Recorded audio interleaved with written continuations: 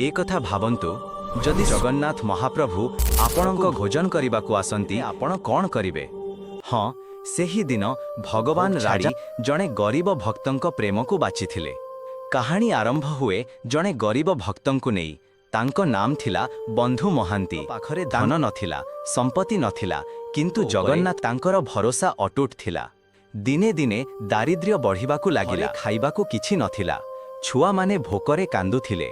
तेबे तांको स्त्री आखिरे लुह नेई कहिले, तुमे तो सबुबेले कहुछ जगन्नाथ तुमर बंधु, तेबे आजी तांको पाखकु जाओ।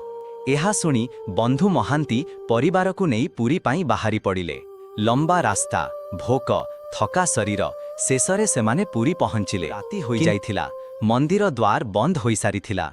बंधु महांती मंदिर बाहरे बसी धीरे कहिले, बंधु मु आसीगली।